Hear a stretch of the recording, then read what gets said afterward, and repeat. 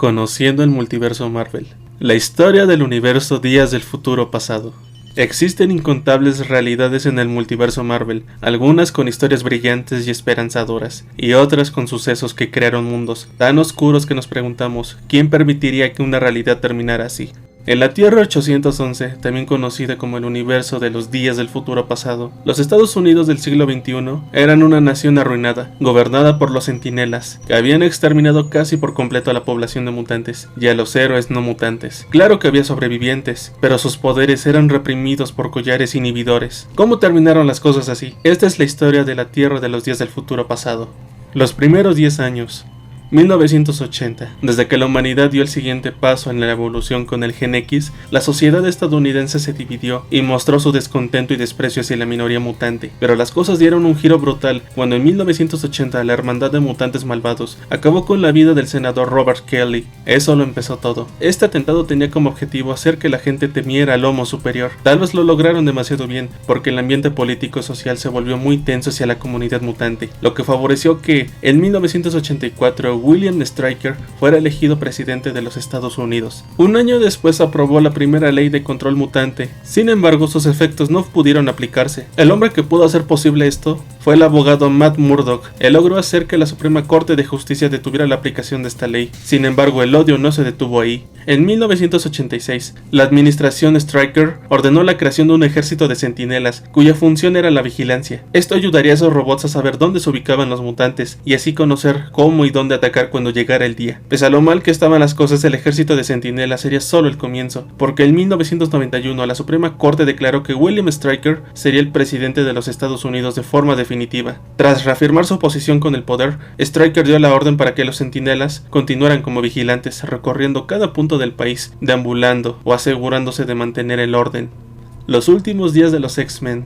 En 1999 ocurrieron hechos significativos. Hubo un conflicto entre los X-Men y los Defenders, un equipo que pretendía reemplazar a los Vengadores, quienes habían renunciado por empatía hacia los mutantes. Este nuevo equipo creado por el gobierno estaba integrado por el entonces Capitán América, John Walker, Obadiah Stane y Titania, algunos miembros de los Thunderbolts y, según se entiende, también por Nitro. En esta batalla participaron Franklin Richards, Rachel Summers y Polaris. En esta jugada Wolverine presentía que algo estaba mal y se dio cuenta demasiado tarde de que Nitro estaba bajo los efectos de alguna sustancia y estaba preparado para estallar, llevándose a varios consigo y provocando el incidente de Stanford. Esto llevó a que se declarara la ley marcial en Estados Unidos. Fueron grandes noticias para políticos como Valerie Cooper, Simon Trask, Henry Peter y Wilson Fisk, quienes a menudo se reunían en Washington DC. De hecho, ellos provocaron el incidente en Stanford. Sin embargo, este fue el primer paso para que los centinelas pudieran hacerse cargo del país, ya que una vez suspendidos los derechos civiles, el gobierno podía hacer lo que considerara necesario. Ese mismo año ocurrió uno de los debates políticos más intensos, el del capitán Steve Rogers contra Simon Trask. Los argumentos de Trask promovían el odio y el miedo. Decía que si los poderes mutantes se desarrollaban en la pubertad, no había madurez para utilizarlos con responsabilidad. Claro que la población tendría miedo. Este tipo de argumentos sensacionalistas fueron los que obtuvieron más apoyo que la visión del Capitán América, quien hablaba del prejuicio hacia el sector mutante, mientras que en otros héroes no existía tal rechazo. Sin importar cuántos argumentos solidarios diera el Capitán, era claro que la gente elegiría lo que proponía Trask, la regulación de individuos con poderes. Llegó un punto en el que héroes que no portaban el gen mutante fueran incluidos como objetivos a erradicar. El primer héroe no mutante en caer fue Spider-Man, cuando la gente se reunió a las afueras de la mansión de los Vengadores y comenzaron las agresiones. Pese a sus intentos por calmar el ambiente, lo vieron como un cómplice. Lo llamaron mutante y pronto comenzaron a atacarlo. Aunque intentó irse, no lo dejaron. Pese a todo lo que le hicieron, jamás respondió. La gente cree que hubo algo más, ya que prácticamente nadie se dejaría golpear hasta el final. Ese fue el primer héroe en caer, pero no sería el último. En la escuela de Javier ya estaban prácticamente acorralados por los centinelas. No atacaron porque su misión era vigilarlos, pero no dejaba de ser preocupante.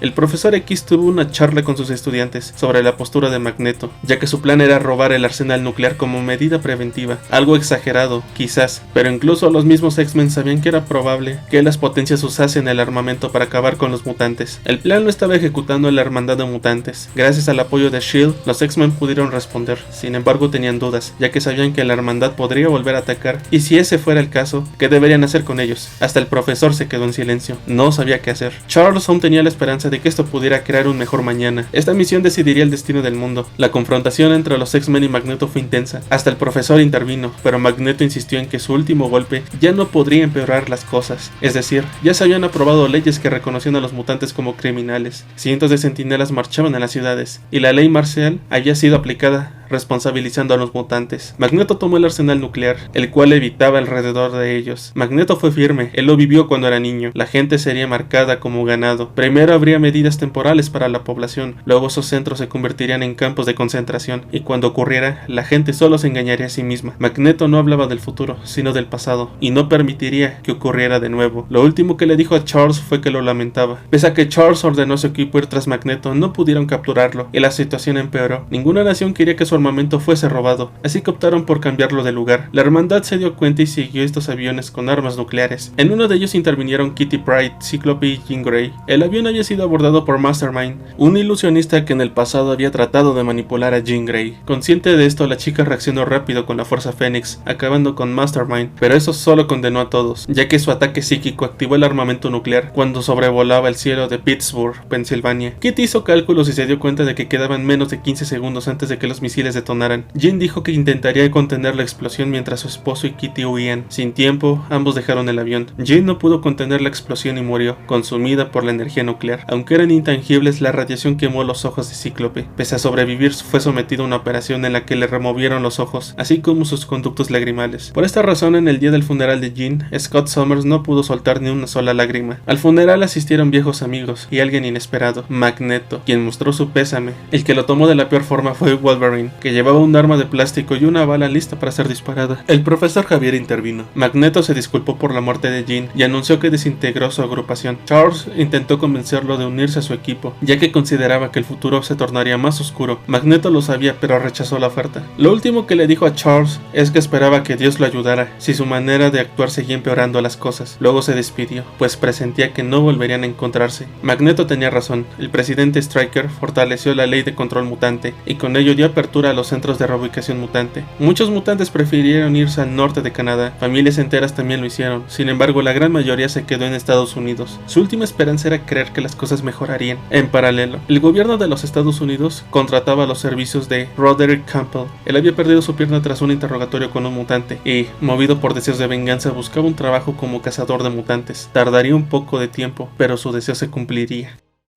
El asedio a la escuela.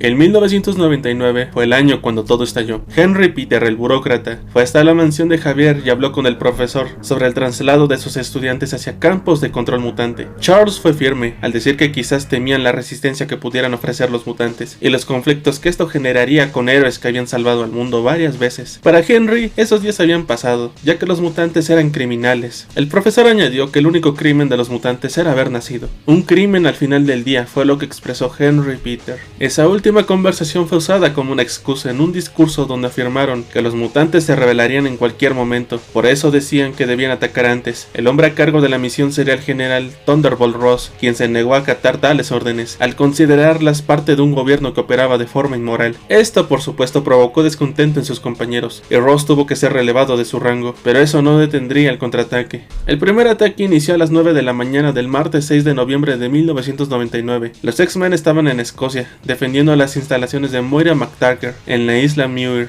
Los que estaban en Estados Unidos no sobrevivieron. La primera sangre derramada fue la de Kurt Gardner, Amanda Sefton y la hermana de Coloso, Iliana Rasputin, acribillados cuando llevaban a la pequeña a la escuela. En la mansión de los X-Men, varios centinelas y soldados rodearon el hogar de los mutantes. Ese día estaban Rachel Summers, Karma, la líder de los nuevos mutantes, el profesor X y Bobby Drake, el hombre de hielo. Apenas pudieron reaccionar. El profesor les ordenó a los más jóvenes esconderse en la sala de peligro, mientras él observaba, incapaz de ayudar. Drake trató de pelear con el centinela, el cual estaba ansioso ya que era consciente del poder que tenía. Decidió intentar algo, aplastar a Drake, hasta que no representara un problema, y así cayó el hombre de hielo. Una vez eliminado el hombre de hielo, el centinela reanudó el ataque. El ataque cobró la vida de Karma, quien murió enfrente de Rachel. Rachel fue corriendo hacia donde estaba el profesor. Él insistió en que ella debía esconderse con los demás jóvenes. En sus últimos momentos se lamentó por no haber actuado antes. En un último acto envió un mensaje a las mentes de los militares, haciéndoles saber que él y sus estudiantes se rendían rendían. El hombre a cargo de los soldados era Nuke. Cuando le preguntaron qué debían hacer, respondió que si no era obvio. Su respuesta era seguir atacando. Aunque el profesor trataba de frenar el ataque, no sirvió de nada. Fue alcanzado por uno de los proyectiles. Así murió el profesor Javier. Rachel fue testigo de esta pérdida y deseó que el profesor descansara en paz, sin darse cuenta de que una explosión la alcanzaría. Ella sobrevivió, pero quedó inconsciente, lo que fue aprovechado por Campbell y Nuke. Ella podría serles útil de otra forma.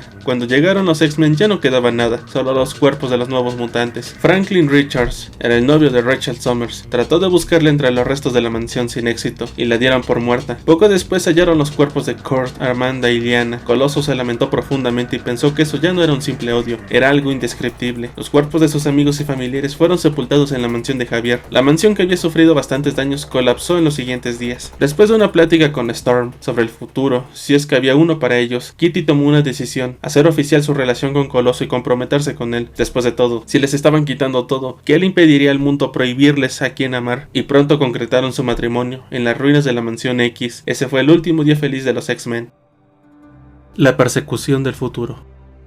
Año 2000, prácticamente el inicio del milenio. En lugar de traer tiempos reconfortantes, trajo miedo, tristeza y mucha muerte. Un año después de la muerte del profesor Javier, los X-Men sobrevivientes huían por los Estados Unidos. En este año, Coloso y Kitty tuvieron a sus gemelos, Charles y Jean, mientras eran cuidados por Bestia y Forge. Los demás X-Men enfrentaban a las fuerzas de Nimrod. Esta nueva versión de los Centinelas pudo neutralizar a Wolverine sin problema. Otros resistían, como Franklin Richards, quien descubrió algo aterrador: su novia había sobrevivido y estaba siendo usada por los militares como un perro rastreador. Ella pudo neutralizar a Franklin y Storm. Aunque acababa de dar a luz, Kitty no tuvo más opción que irse de inmediato, junto a su esposo y amigos. Sin embargo, Forge y Bestia se quedaron. Su intención era ganar tiempo, y eso le costó la vida al Dr. Hank McCoy. En cambio, Forge fue vencido, pero no eliminado. Los Centinelas aprovecharían a Forge con vida.